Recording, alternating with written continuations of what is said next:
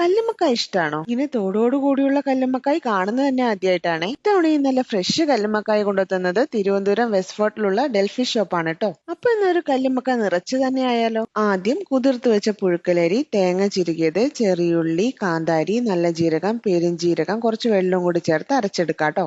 ഇനി കുറച്ച് അരിപ്പൊടിയും ഉപ്പും കൂടി ചേർത്ത് നന്നായിട്ടൊന്ന് മിക്സ് ചെയ്യാം. ശേഷം ഇതിന് ഓരോ കല്ലുമ്മക്കായിലേക്കും ദാ ഇതുപോലെ ഒന്ന് നിറച്ചു കൊടുക്കാട്ടോ. ഇനി ഇതൊരു 20 മിനിറ്റെങ്കിലും ആവിയിൽ വേവിച്ചെടുക്കണം. അപ്പോഴേക്കും ഇത് പൊരിച്ചെടുക്കാനുള്ള ഒരു മസാല റെഡിയാക്കണം. അതിനായിട്ട് മഞ്ഞൾപ്പൊടി, മുളക് പൊടി, വെളുത്തുള്ളി, ഉപ്പ്, കുറച്ച് വെള്ളം കൂടി ചേർത്ത് ലൂസായിട്ടൊന്ന് മിക്സ് ചെയ്തെടുക്കാം.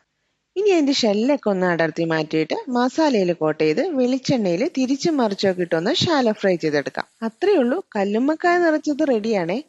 കാര്യം കുറച്ച് ടൈം എടുക്കുന്ന പരിപാടിയാണെങ്കിലും ഇതിന്റെ ടേസ്റ്റ് എൻ്റെ അമ്മ ഒരു രക്ഷയില്ല. Must try ആയിട്ടാണേ.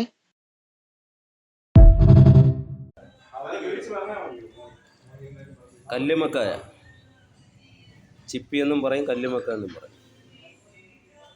ഇപ്പോൾ നമ്മുടെ കയ്യിൽ കിട്ടിയത്